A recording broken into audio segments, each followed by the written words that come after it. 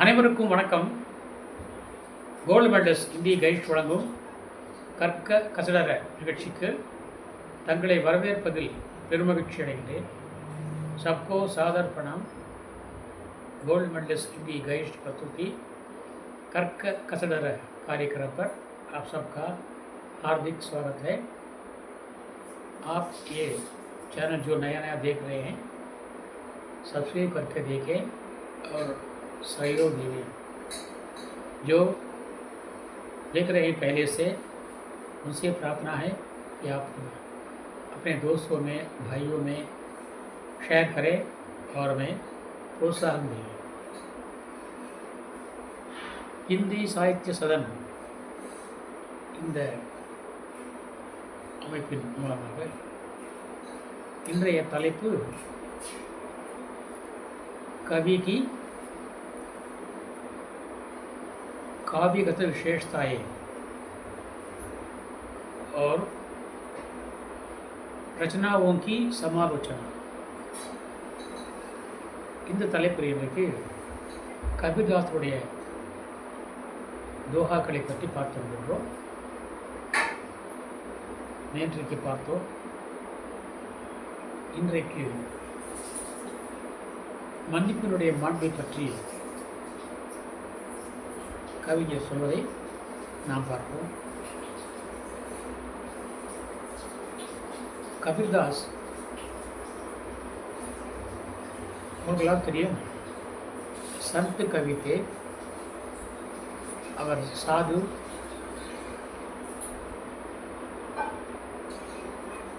இல்லறத்திலே வாழ்ந்தாலும் கூட அவர் துறவரம் பூண்டு வாழ்ந்தவர். வள்ளுவரை போல அத்தோடு மிகப்பெரிய பக்தர், அனைத்தும் அறிந்தவர், அனைத்து யாகங்களையும் அனைத்து தியானங்களையும் தவங்களையும் அறிந்தவர், தான் அனுபவித்து சொன்னவர். அது முக்கியமானது.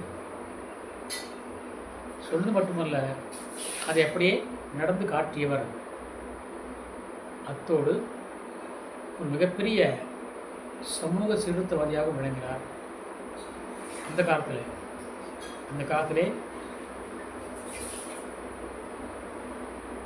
சமூக சீர்திருத்தம் என்பது வாய்த்தது சொல்ல முடியாது. தப்பித்தவரை அவனை சொல்லிவிட்டால் அவனை பகிஷ்காரம் செய்வார்கள், அதாவது தள்ளி வைப்பார்கள். அப்படி இருந்த காலம். அந்த காலத்திலே மிக துணிச்சலோடு தன்னுடைய கருத்துக்களை, சமுதாய சீர்திருத்த கருத்துக்களை, அதுவும் உயர்ந்தவன் தாழ்ந்தவன் என்ற வேறுபாடு இருந்த காலத்திலே, இன்றைக்கும் இருக்கிறது. இருந்தாலும் கூட அந்த காலத்திலே யாரும் அதை வாய்த்திருந்து சொல்ல முடியாது. ஆனால் அதை துணிச்சலோடு சொன்னவர் சந்த் கபீர்தாஸ் அவர்கள். இன்றைக்கு அவர் பாகவத கதையை முன் உதாரணமாக வைத்து ஒரு தோஹா ஏற்றிருக்கிறார். அது சிமா படன் கோ சாஹியே छोटन को उत्पात. चिमा बड़न को चाहिए छोटन को उत्पात को घटी. जो विष्णु को घटियो जो मृग मारी लात. क्षमा बड़न को चाहिए छोटन को उत्पात हरि को घटियो को घटी हरि को घटियो जो மிருகு மாறி லாத். இங்கே மன்னிப்பினுடைய மாண்பை பற்றி பகவான் பெருமாளுடைய விஷ்ணுவனுடைய திருமாலுடைய வாழ்க்கை வரலாற்றை அடிப்படையாக வைத்து சொல்கிறார். விஷ்ணு ஒரு நாள் உரை போட்டிருந்தார். அந்நேரத்திலே மிருகு என்ற முனிவர் அவரை பார்க்க வந்தார். மிருகு என்ற முனிவர் மிகுந்த கோபக்காரர். என்று சாபம் கொடுத்துடுவார், கோபம் வரும். அந்த கோபக்கார முனிவர் திருமாலை விஷ்ணுவை பார்க்க வந்தார். வந்த பொழுது விஷ்ணு உறங்கிக் கொண்டிருந்தார். உறங்கிக் கொண்டிருந்த பொழுது இவரை எவர் மதிக்கவில்லை, வரவேற்கவில்லை. विष्णु का स्वागत विष्णु ने नहीं किया क्योंकि वे सो रहे थे. इससे वे नाराज हुए. இதனால் அவர் கடும் கோபம் கொண்டார்.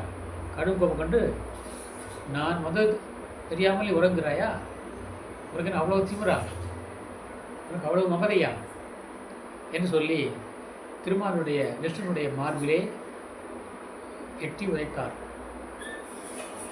அந்த உதையை வாங்கிக் கொண்ட விஷ்ணு பணிவாக சொன்னார், ஐயா, என்னை இட்டு உதைத்தீர்களே, உங்கள் கால் வலிக்கிறதா என்று கேட்டார். கோபம் கொள்ளாமல், பொதுவாகவே உறங்கும் பொழுது சில பேருக்கு எழுப்பினாலுக்கும் கோபம் வரும். உறங்கும் பொழுது எழுப்பினாலே கோபம் வரும். ஆனால் தட்டி எழுப்பா இன்னும் அதிக கோபம் வரும். சும்மா எழுப்பினா பரவாயில்ல, தட்டி எழுப்பா இன்னும் அதிக கோபம் வரும். ஆனால் அவர் எட்டு உதைக்கின்ற பொழுது கடும் கோபம் கொள்ள வேண்டிய அவர் கோபம் கொள்ளாமல் அமைதி காத்து, முனிவரே, தங்கள் கால் வலிக்கிறதா என்று கேட்டார். இதன் மூலமாக பிருகு முனிவர் எண்ணியது, அதை பார்த்தியா, நான் விஷ்ணுவை எட்டி உயர்த்தி விட்டேன், இதன் மூலமாக அவருடைய மரியாதை நான் குறைக்கப் போகின்றேன் என்று போனவர் தன்னுடைய மரியாதையை குறைத்து கொண்டார். இந்த காட்சியை பார்த்த மக்கள்லாம் யாரை திட்டினார்கள் சொல்லி தெரியுமா? அந்த பிருகு முனிவர் தான் திட்டினார்கள் தவிர கண்ணனை பாராட்டினார்கள். இங்கே எட்டி வைத்து தன்னுடைய பெருமையை கெடுத்து கொண்டார் பிருகு முனிவர். மன்னித்து தன்னுடைய பெருமையை உயர்த்தி கொண்டார் பகவான் விஷ்ணு. அதுபோல மன்னிப்பவனே மகானாகிறான் என்ற கருத்தை மக்கள் போல் சொல்கிறார். இது அவர் தன்னுடைய வாயால் கூறியது. நான் நேற்றே சொன்னேன், மகான்கள் தன்னுடைய வாயால் சொல்வார்கள், சிஷ்யர்கள் அதை அப்படியே எழுதி கொள்வார்கள். இதுதான் பழக்கம். இன்றைக்கும் அதுதான். கவியரசர் கண்ணதாசன் தான் சொல்லிக்கொண்டே இருப்பார். கூட இருக்கின்ற அவருடைய உதவியாளர் எழுதிக்கொண்டே இருப்பார். அப்படி கவிஞர்கள் சொல்லிக்கொண்டே இருப்பார்கள், உதவியாளர்கள் எழுதிக்கொண்டே இருப்பார்கள். அதுபோல் சொல்கிறார்கள், நான் பகவானை சாட்சியாக வைத்து, பகவான் को साक्षी रखकर मैं अपने गुरु जी का वचन लिख रहा हूँ. ஆகவே அதற்கு சாக்கி என்று பெயர் இருந்தது. சாக்கி என்ற பெயர் ஏன் வந்தது என்றால், அது நான் தெய்வத்தை சாட்சியாக வைத்து அவர் கூறியதை அப்படியே எழுதுகின்றேன். இந்த காலமாக இருந்தால் அவர்கள் தன் பெயரை போட்டுக்கொள்வார்கள். இந்த காலம் கலிகாலம், அதை விடுங்கள். ஆக இந்த விஷ்ணுவை நான் கேவலப்படுத்த வேண்டும் என்பதற்காக எட்டி உதைத்தார் பிருகு முனிவர். ஆனால் மன்னிப்பின் மூலமாக பகவான் விஷ்ணு பிருகுவை தாழ்த்து விட்டார், தான் உயர்ந்து விட்டார். அதேபோல இவன் மன்னிக்கிறானோ அவனே மகானாகிறான். क्षमा बड़न को चाहिए, छोटन को उत्पात, कहा घटी हरि को घटियो जो மிருக மாரி லாத். மாரி லாத் என்றால் இட்டு வைத்தார், கட்டியோ என்றால் குறைத்து காட்டுவதற்காக, அதாவது அவமானப்படுத்துவதற்காக. சிமா படன் கோ சாயே, யார் பெரியவர்கள்? மன்னிப்பவர்களே பெரியவராகிறார். சிமா படன் கோ சாயே, சிறியோர் செய்த சிறுபிழை எல்லாம் பெரியோராயின் பொறுப்பது கடனே என்கிறார் அவையார். சிறியோர் செய்த சிறுபிழை எல்லாம் பெரியோராயின் பொறுப்பது கடனே என்கிறார். அதுபோல் சிமா படன்கோ சாயே, பெரியவர்கள் மன்னிக்க வேண்டும், மன்னிப்பு அவளுக்கு வேண்டும். சோட்டன்கோ உட்பாத், உட்பாத் கலவரம், கலகம், சண்டை, கோல் மூட்டுவர்கள் எல்லாம் சிறியவர்கள். கோல் மூட்டினால் சிறியவர்கள், மன்னித்தால் பெரியவர்கள். ஆக இந்த ஒரு நிகழ்ச்சியை மையமாக வைத்து இந்த யோகாவர் புனைந்திருக்கிறார். ஆகவே இதன் மூலமாக நமக்கு கிடைக்கின்ற மெசேஜ், செய்தி என்னவென்றால், சந்தேஷ் है कि क्षमा करना बड़ों का लक्षण है. உங்களால் தெரியும், சீக்கிய மதத்திலே குருவாக வந்தவர் குரு கோவிந்த் சிங். குரு நானக் அவர்கள் தொடங்கி வைத்தார் சீக்கிய மதத்தை. அது வழியில் வந்தவர் குரு கோவிந்த் சிங். அவர் சொல்கிறார், க்ஷமா வீரஸ்ய பூஷணம், க்ஷமா வீரஸ்ய பூஷணம். மன்னிப்பு என்பது வீரர்களுக்கு அழகு, வீரர்களுடைய அணிகள் என்கிறார். க்ஷமா வீரஸ்ய பூஷணம் என்கிறார். இப்படியாக அந்த மன்னிப்பினுடைய மாண்பை பற்றி இங்கே சொல்லியிருக்கிறார். மகாத்மா காந்தி அவர்கள் சொல்லுவார், महात्मा गांधी அவர்கள் சொல்வார், माफ़ करने में महानता है, माफ़ करने में महानता है, सजा देने की योग्यता रखते हुए भी जो क्षमा करता है उसकी आत्मा बलवान है. क्षमा में सजा से अधिक வீரता है. தண்டனை கொடுப்பதை விட மன்னிப்பதில் தான் அதிக வீரம் இருக்கிறது. सजा देने की योग्यता रखते हुए भी, தண்டிக்கின்ற தகுதி இருந்தபோது கூட ஜோ க்ஷமா கர்த்தாயே, எவன் மன்னிக்கிறானோ உஸ்கா ஆத்மா பலவானே, அவனுடைய ஆன்மா பலமானது. ஆக மன்னிப்பு தன்னை சுட்டுக் கொன்ற கோட்சேவை கூட அவர் சாகும்போது சொன்னாராமா, அவனை மன்னித்து விடுங்கள், அவரை ஒன்றும் செய்யாதீர்கள். தன்னை சுட்டுக் கொன்ற கோட்சேவை கூட சொன்னாராமா, அவரை ஒன்றும் செய்யாதீர்கள், மன்னித்து விடுங்கள். ஆக क्षमा देने सजा देने की योग्यता रखते हुए भी जो क्षमा करता है उसकी आत्मा बलवान है என்கிறார். வள்ளுவர் சொல்கிறார், வானோக்கி வாழும் குடிகள், வானோக்கி வாழும் உலகம் உலகு எல்லாம் மன்னவன் கோல் நோக்கி வாழும் குடி. வானோக்கி வாழும் உலகு எல்லாம் மன்னவன் கோல் நோக்கி வாழும் குடி. ஆக மன்னவன் தன் கோலை செங்கோலை நேர்மையாக வைத்திருக்க வேண்டும், சரியாக ஆட்சி நடத்த வேண்டும். அந்த மன்னிக்கின்ற மாண்பு அவனுக்கு வேண்டும் என்று இங்கே வள்ளுவர் சொல்கிறார். ஆகவே மன்னிப்பவனை மகான் ஆகிறார். ஆக மன்னிப்பு என்பது நம்முடைய பெருமையை உயர்த்தும். ஆகவே வாழ்க்கையிலே நாம் இதையெல்லாம் கடைபிடிக்க வேண்டும் என்று கூறி இன்றைய பதிவை நிறைவு செய்கின்றேன். இன்றைய சிந்தனை, ஜாதி மத வேறுபாடு கூடாது. ஆக சமத்துவம் என்ற உணர்வை நாம் வளர்த்து கொள்ள வேண்டும். சமுதாயத்திலே இன்னும் தீண்டாமை இருக்கிறது. அந்த தீண்டாமையை ஒழிக்கணும் என்ற கருத்தை இன்றைய தலைப்பாக சிந்தனையாக நினைக்கின்றேன். அதற்கு உதாரணமாக சொல்கின்றேன். जाति ना पूछो साधु की, पूछ लीजिए ज्ञान, मोल करो तलवार का, पड़ा रहन दो म्यान. जाति ना पूछो साधु की, ஒரு சாதுனுடைய ஒரு மகானுடைய ஜாதியை பற்றி கேட்காதீர்கள், அவருடைய ஞானம் என்னோட கேள்வி. பூச் लीजिए ஞான், அறிவைத்தான் தேடணும் தவிர ஜாதியை தேடக்கூடாது. जाति ना पूछो साधु की, पूछ लीजिए ज्ञान, मोल करो तलवार का, तलवार கத்தி மட்டும் விலை பசுங்கள். मोल करो तलवार का, पड़ा रहन दो म्यान, உரையை அப்படியே கிடக்கப்பட்டு விடுங்கள். पड़ा रहन दो म्यान. जाति ना पूछो साधु की, पूछ लीजिए ज्ञान, मोल करो तलवार का, पड़ा रहन दो म्यान. நாம் கத்தி வாங்க போகிறோம், ஒரு பேனா வாங்க போகிறோம். என்ன செய்வோம்?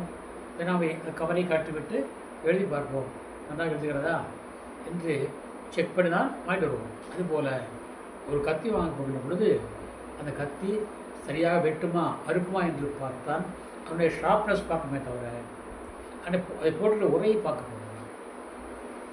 உரையை பார்ப்பது வேஸ்ட், உரையை தூக்கி போட வேண்டியதான். ஆனால் கத்தினுடைய இந்த ஷார்ப்னஸ் கோரிக்கு தான் பார்க்கணும் தவிர அதுபோல் ஒரு ஞானுடைய ஒரு மகானுடைய ஒரு மனிதனுடைய அறிவைத்தான் பார்க்கணுமே தவிர அவன் பிறப்பை பற்றி ஜாதியை பற்றி சொல்லக்கூடாது. जाति ना पूछो साधु की, पूछ लीजिए ஞான், ஞான் के बारे में पूछिए. அவர் என்ன படுத்திருக்கிறார், அவருடைய அறிவு என்ன, ஞானம் என்ன, அதை கேளுங்கள். मोल करो तलवार का, तलवार तलवार கத்தியே வெளி பேசுங்க. மோல் கரோ தருவா இருக்கா படா ரகந்தோ மியான். மியான ஒரே கீழே போட்டுருங்க. படா ரகந்தோ மியான். இதே கருத்தை மகாகவிக்கால் பாரதியார்.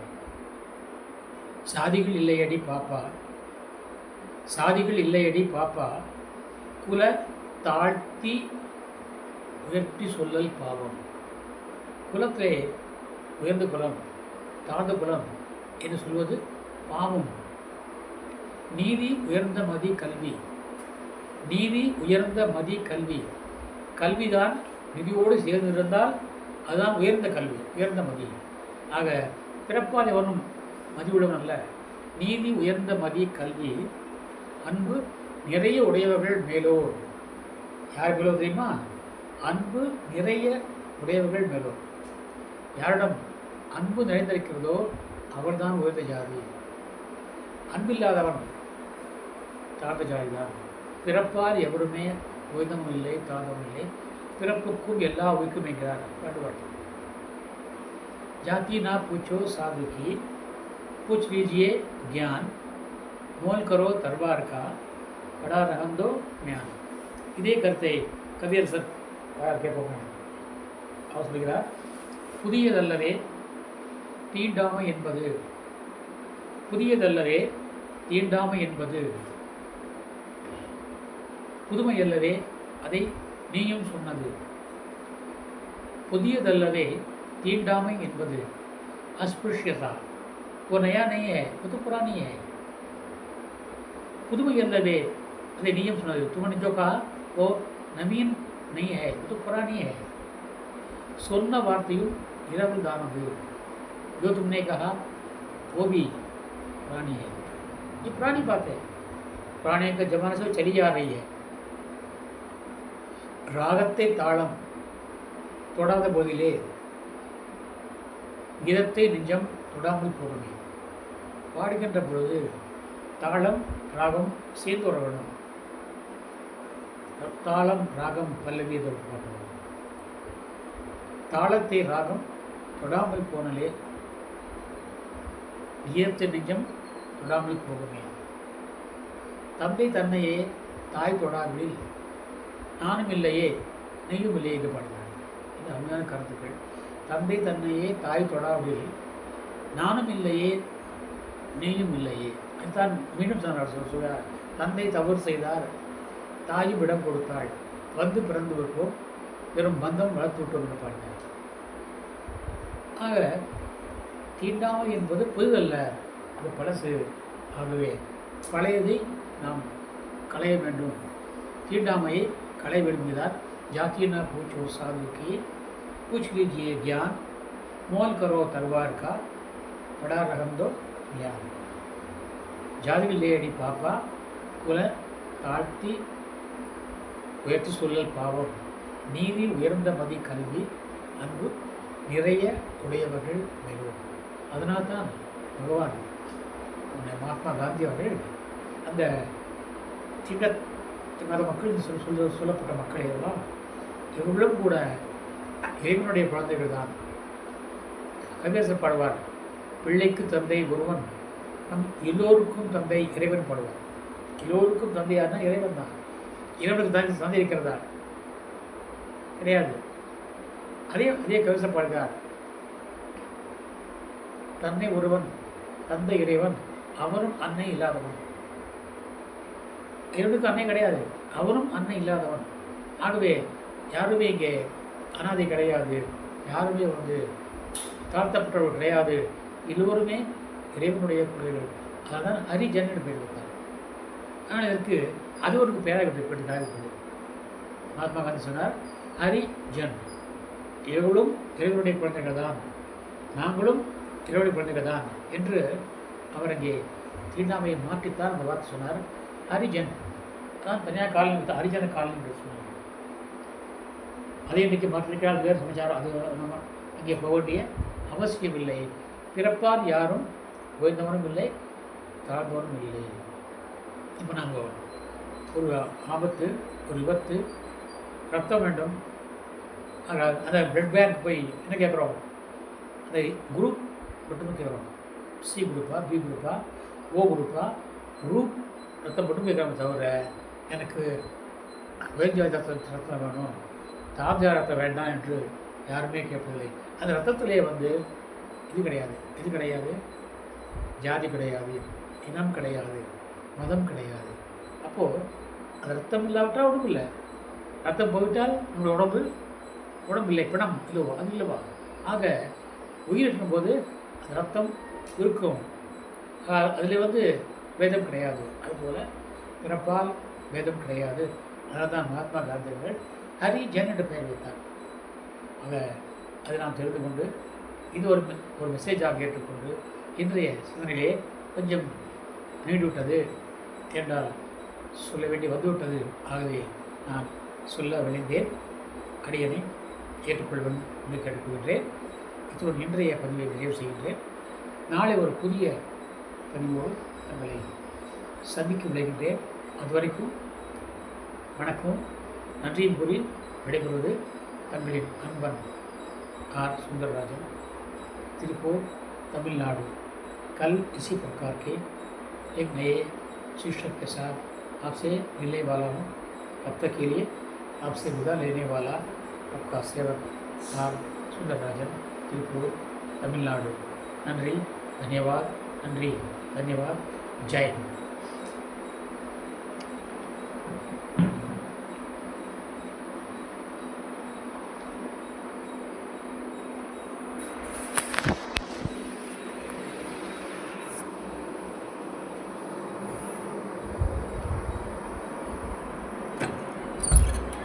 ना